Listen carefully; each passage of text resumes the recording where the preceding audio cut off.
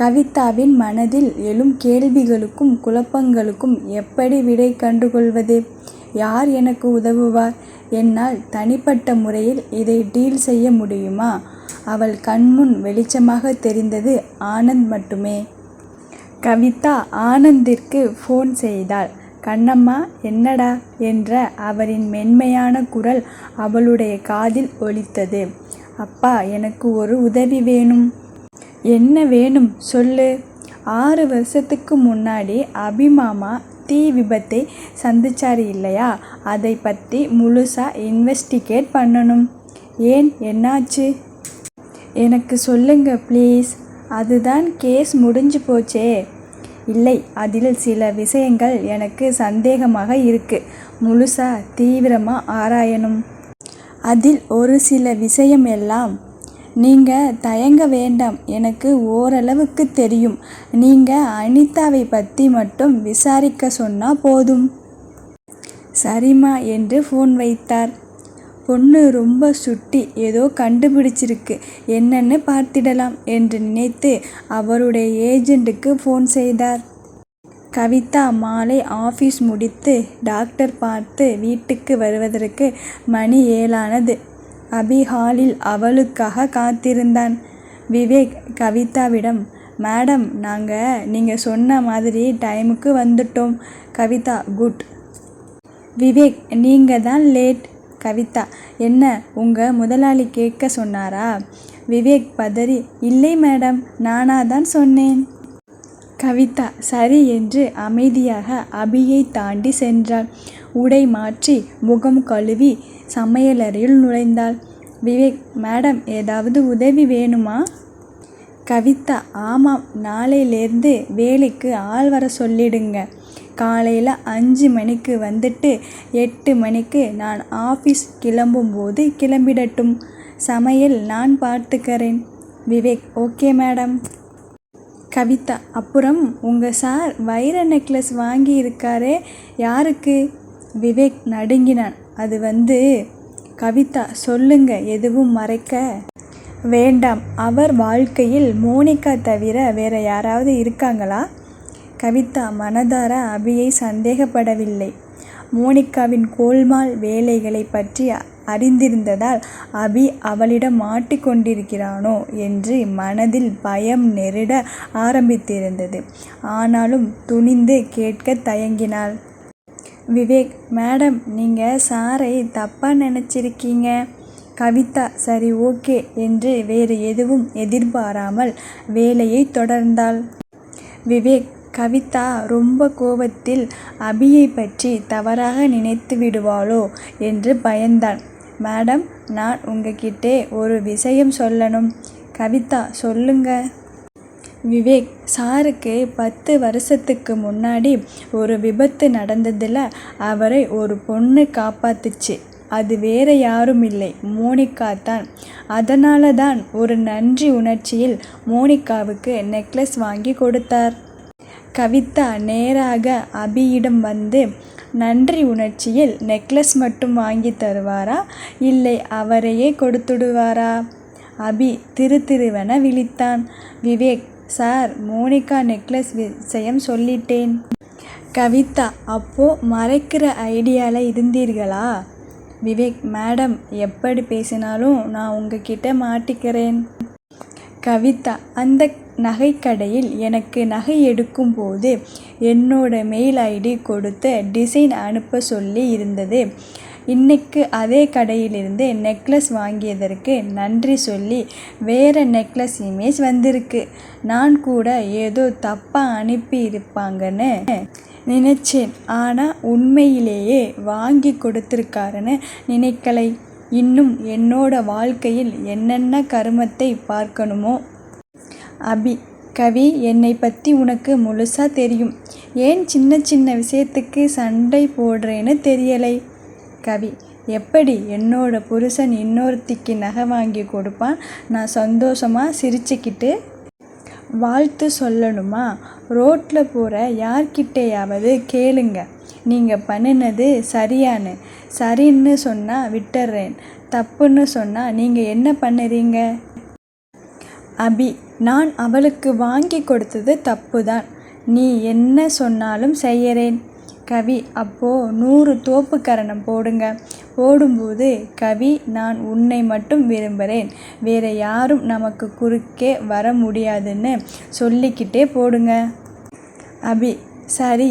எழுந்து நின்று போட ஆரம்பித்தான். கவிதா சமையலறைக்குள் நுழைந்தாள். 20 தாண்டியவுடன் விவேக்குக்கு கண்ணடித்தான். விவேக், சார் போதும் சார், உங்கள் கால் இப்போதான் குணமாகி இருக்கு, மறுபடியும் ஏதாவது பிரச்சனை ஆகிட போகுது. அபி, என்ன ஆனாலும் கவிதா என்னை நம்ப மாட்டேங்கிறா. அவ என்னை நம்பும் வரை போடுவேன். கவிதா சமையலறையில் என்ன ஏதாவது டிராமாவா என்று எட்டி பார்த்தாள். விவேக், மேடம், சார் கால் இருக்கிற நிலையில் இப்படி செய்தா அவருக்கு ரொம்ப முடியாம போயிடும். அப்புறம் நிரந்தரமா சக்கர நாற்காலியில் இருக்க வேண்டியதுதான். கவிதா பயந்து அபியிடம் வந்து, போதும் நிறுத்துங்க. அபி, இல்லை கவி, நீயே என்னை நம்ப மாட்டேங்கிற, நான் எங்கே போவேன்? நான் என்னை நிரூபிச்சே ஆகணும், தடுக்காதே. கவி, 31. கவி, ஐ லவ் யூ. நமக்கு குறுக்கே யாரும் வரவிட மாட்டேன். கவிதா நடுங்கினாள். நான் உங்களை நம்புறேன், போதும், உங்களுக்கு ஏதாவது ஆகிட போகுது. அபி, இல்லை, நான் நிறுத்த மாட்டேன். 36. கவி, ஐ லவ் யூ என்று தொடர்ந்தான். கவிதா, போதுங்க ப்ளீஸ். அபி, இல்லை கவி, நான் 2 வருஷத்துக்கு முன்னாடி உனக்கு செய்த பாவத்துக்கு என்னை நானே தண்டிச்சுக்கணும் என்றான் போட்டுக்கொண்டே. கவிதா அழ ஆரம்பித்தாள். எனக்கு உங்க மேலே கோபம்தான், ஆனால் உங்களை என்னால் தண்டிக்க முடியாது. ஏதோ விளையாட்டுக்கு தோப்புக்கரணம் போட சொன்னேன், ஆனால் நீங்கள் இப்படி அதையே பிடிச்சிக்குவீங்கன்னு நான் நினைக்கலை. ப்ளீஸ், போதும். அபி, எனக்கு என்ன ஆனாலும் சரி, இந்த தண்டனையை நான் ஏற்றுக்கத்தான் போகிறேன். 47. கவி, ஐ லவ் யூ என்று தொடர்ந்தான். கவிதா அவன் கழுத்தை கட்டி கொண்டாள். அபி, கவி, நீ எனக்கு நல்ல தண்டனை கொடுத்திருக்கே. நீ 2 வருஷம் கஷ்டப்பட்டதுக்கு இந்த வலி எனக்கு தூசி மாதிரி. வலிக்குது. 56. கவி, ஐ லவ் யூ. விவேக் மனதில், சார் டிராமா ஆரம்பிச்சிட்டார், இனி மேடம் அவ்வளவுதான். என்னடா 2 நாளா வாய் திறக்காம அமைதியா இருந்தாரேன்னு பார்த்தேன். சரியான இடம் பார்த்து அடிக்க இவருக்கா தெரியாது? இனி மேடம் பொட்டி பாம்பா அடங்கிடுவாங்க. இவருக்கா வலிக்கும்? ஒரு நாளைக்கு 500 கூட சாதாரணமாக போடுவாரே. கால் சரியாக எவ்வளவு முயற்சி எடுத்து இருக்காருன்னு அவருக்கு தான் தெரியும். விவேக் அபி கழுத்தை கட்டி கொண்டிருந்த கவிதாவையும் அவளையும் தூக்கி கொண்டு அபி தோப்புக்கரணம் போடுவதையும் பார்த்து, சார், நீங்கள் தனியாக செய்யவே கூடாது, இப்போ மேடமையும் தூக்கிட்டு செய்யறீங்க, நான் டாக்டர் கூப்பிடுறேன் என்றதும் அபி விவேக்கை பார்த்து கண்ணடிக்க ஃபோன் நோக்கி போனான். கவிதா அவன் கழுத்தை விட்டு விலகினாள். கவி, வேண்டாம் மாமா ப்ளீஸ் என்று மண்டியிட்டு வணங்கி கேட்டாள். அபி மூச்சு விடாமல் போட்டுக்கொண்டே இருந்தான். கவி கண்களை துடைத்து கொண்டு சமையலறைக்குள் ஓடினாள். அபி விவேக்குக்கு சைகை செய்ய அவனும் கவியின் பின்னால் ஓடினான். கவி கையில் கத்தி எடுக்க, விவேக், மேடம் எதுக்கு கத்தி எடுக்கிறீங்க என்று அபியின் காதில் விழும்படி கத்தினான். அபி அதை காதில் வாங்கி கொண்டு, வலிக்குதே, தரையில் வேகமாக அடித்து சத்தம் செய்து தரையில் படுத்து கொண்டான். கவி கையில் எடுத்த கத்தியை கீழே போட்டுவிட்டு சத்தம் கேட்டு பதறி அபியின் அருகே ஓடி வந்தாள். அவன் கீழே படுத்திருந்த நிலையை பார்த்து விழுந்து விட்டான் என்று நினைத்து, மாமா என்ன ஆச்சு என்று கதறினாள். அபி கண்களை சுழற்றி மூச்சு வாங்கி, எனக்கு ஒன்றுமில்லை விவேக், என்னை எழுப்பிவிடு, இன்னும் 30 பாக்கி இருக்கு. கவி, வேண்டாம் வேண்டாம் வேண்டாம் கத்தினாள். இவரை தூக்குங்க என்று கவிதாவும் கை பிடித்து பக்கத்தில் இருந்த சோஃபாவில் அவனை அமர்த்தினர். அபி, எனக்கு மயக்கமா இருக்கே. கவிதா இருங்க தண்ணி எடுத்துட்டு வரேன் என்று உள்ளே ஓடினாள். விவேக், சார் என்ன ஆஸ்காரா கொடுக்க போறாங்க, இந்த நடிப்பு நடிக்கிறீங்க? அபி, கண்டுக்காதே, டாக்டர் வர சொல்லிட்டியா?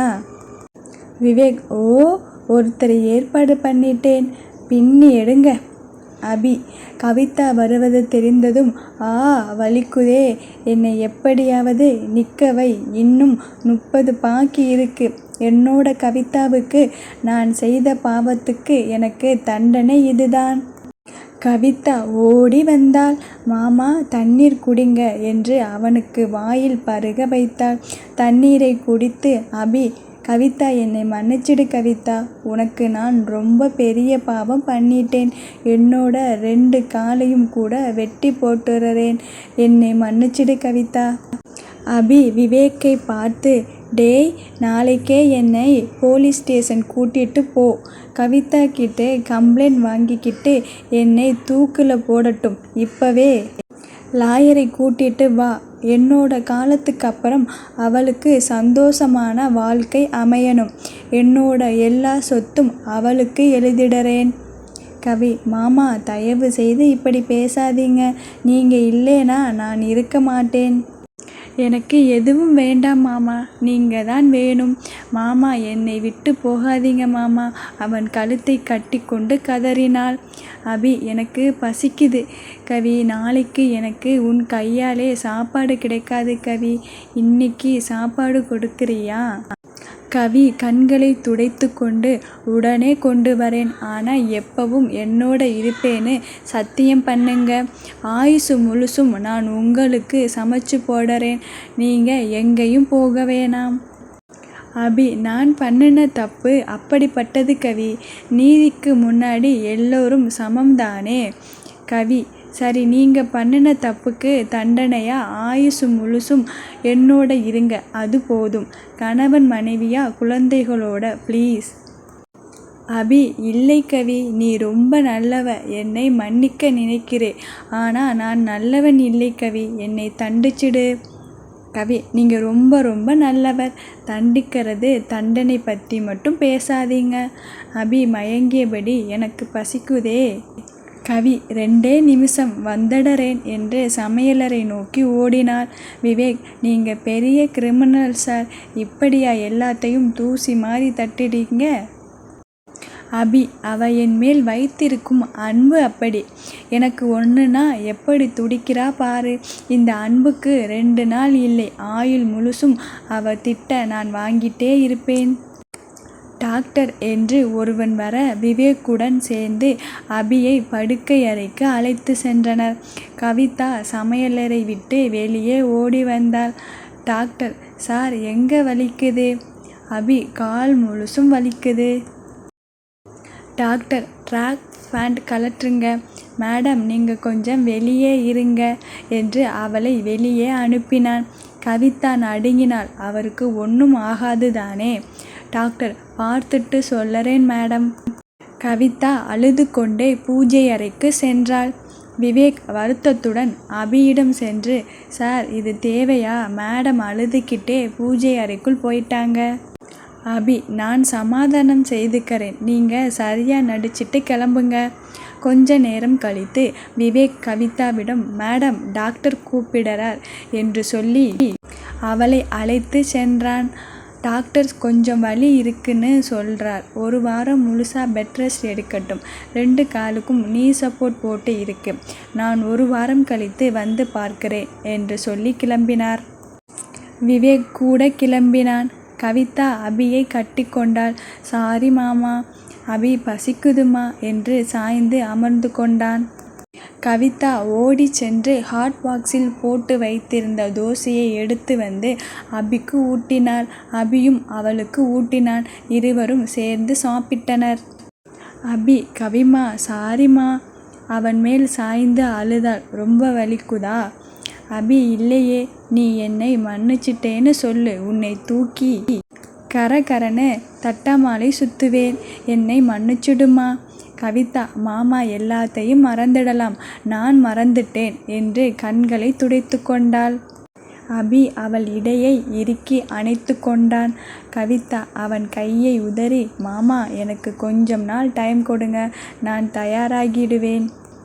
அபி புருவத்தை சுருக்கி, எதுக்கு? கவிதா வெட்கி சிவந்தாள். அபி மனதில் உற்சாகம் பிறந்தது. உடலில் புதிய இரத்தம் பாய்வது போல உணர்ந்தான். கவி அவனுடைய கால்களை தடவிவிட்டாள். கவி, ரொம்ப வருத்திக்காதீங்க, அமைதியா படுத்து தூங்குங்க. அபி, என் பக்கத்தில் படுத்துக்கோ கவி. கவி, முதல்ல உங்களுக்கு கால் சரியாகட்டும். நான் தூக்கத்தில் இடிச்சிட்டேனா உங்களுக்கு வலிக்கும் என்று நழுவி சென்றாள். அபி, விவேக் எதுக்கு 1 வாரம்னு சொன்னான்? பக்கத்தில் வர மாட்டேங்கிறாளே. மனதில் கெட்ட வார்த்தையால் விவேக்குக்கு அர்ச்சனை செய்தான். சொந்த செலவில் சூனியம் வச்சுக்கிட்டேனே.